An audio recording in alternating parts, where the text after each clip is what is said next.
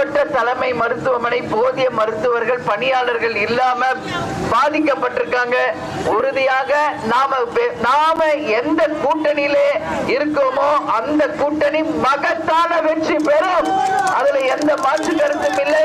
அதே போல திருத்தணி தொகுதியையும் நாம் வென்றெடுத்து மக்கள் பிரச்சனைகளை அத்தனையும் தீர்ப்போம் என்று இந்த நேரத்தில் உங்களுக்கு உறுதி அளிக்கிறேன். திருத்தணி ஒன்றியத்தில் மொத்தம் 98 கிராமங்கள் இருக்கு, 70,000 மக்கள் இருக்காங்க. திருத்தணி நகரத்தில் மட்டும் காவல் நிலையம் அமைந்துள்ளது. 40 காவலர்கள் மட்டுமே பணிபுரிகின்றார்கள். இவ்வளவு ஜனத்தொகை இருக்கின்ற இடத்துல வெறும் 40 காவல்துறை இருக்கிறதுனால பாதுகாப்பு மிக குறைவாக, பெண்களுக்கு எந்த பாதுகாப்பும் இல்லாம மக்கள் பாதிக்கக்கூடிய நிலைமை இருக்கிறது. எனவே ஒரு கிராமிய காவல் நிலையம் வேண்டும் என்று மக்கள் கோரிக்கை. உறுதியாக தேர்தல் நேரம் வரும்பொழுது மீண்டும் உங்களை நாங்கள் சந்திக்க வருவோம். வேட்பாளரோடு வருவோம். வாக்குறுதிகளை உங்களுக்கு கொடுப்போம். முரசு வென்றவுடன் இந்த வாக்குறுதிகளை நிறைவேற்றுவோம். திருத்தணி முருகருடைய அருளால 2000 ஆண்டு தொடங்கப்பட்டு இன்று வரையும் அந்த ராஜகோபுரம் முடியவே இல்லை. எனவே நிச்சயமாக ஒரு நல்ல கூட்டணியில நாம வெற்றி பெற்று நம்ம வேட்பாளர் வரும்போது அந்த ராஜகோபுரம் நிச்சயம் முழுமை பெறுவதற்கு மக்கள் ஆதரவோடும் தெய்வத்தின் ஆசீர்வாதத்தோடும் அது நடக்கும் என்று நான் இந்த நேரத்தில் நினைக்கிறேன். கடவுள் அருள் பார்ப்போம். நாள்தோறும் ஆயிரக்கணக்கான மக்கள் வெளியூர் மற்றும் அண்டை மாநில கோயிலுக்கு வராங்க. முகூர்த்த நாள் பண்டிகைகளை இங்க போக்குவரத்து ஸ்தம்பிச்சு போது அதை சரியான திட்டமிடல் இல்லை. திருத்தணி நகர்ல பேருந்து நிலையம் அமைத்து மக்களுடைய பயன்பாட்டிற்கு நிச்சயமாக நாம கொண்டு வருவோம் அப்படின்னு இந்த நேரத்தில் உங்களுக்கு நான் சொல்றேன். அதே மாதிரி திருத்தணியில 50,000 மக்கள் இங்க பயன்பாட்டிற்கு இடுகாடோ சுடுகாடோ இல்லை.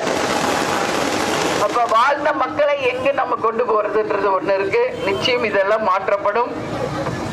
இங்க ஆர்கே பேட்டை, பதட்டூர் பேட்டை, அத்திமாஞ்சேரி பேட்டை ஆகிய பகுதிகளில் நெசவாளர்கள் அதிகமா இருக்காங்க.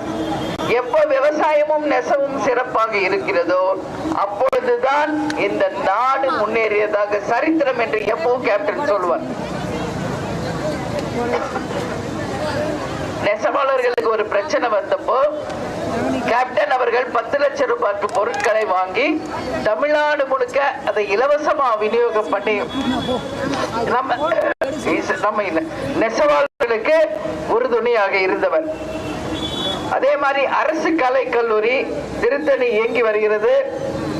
இந்த தொகுதியில மாணவர்கள் கல்லூரி இல்லாம மிகவும் கஷ்டப்படுறாங்க. அந்த நிலை மாற்றப்படும்.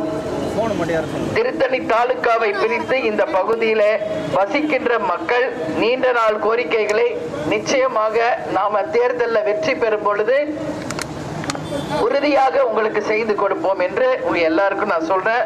மழை பெய்யுது, அதனால இன்னும் நிறைய இடங்கள் பேச வேண்டியிருக்கு. எனவே எனக்கு வரவேற்பு கொடுத்த நகரத்தை சேர்ந்த அனைவருக்கும் ஏகாம்பரம், குமார், சீனிவாசன், நரசிம்மன், அருள், ரவி, பாபு, விஜய், காஞ்சனா, ரவி, சுரேஷ், வெங்கடேஷ், சக்திவேல், திருமதி ரேகா, ராமு அனைவருக்கும், அண்ணன் கிருஷ்ணமூர்த்தி அவர்களுக்கும், நல்ல தம்பி சுதீஷ் மற்றும் அனைத்து ஒன்றிய நகர பேரூர் கழக கிளைக்கழக நிர்வாகிகள், தொண்டர்கள், மகளிரணி சகோதரிகள் எல்லாருக்கும் பணிவான வணக்கங்களை தெரிவித்துக் கொண்டு நமது முரசு வெற்றி முரசாக நிச்சயம் கொட்டும். திருத்தணியை வென்றெடுப்போம் என்று கூறி உங்களிடமிருந்து விடைபெறுகிறேன். நன்றி, வணக்கம்.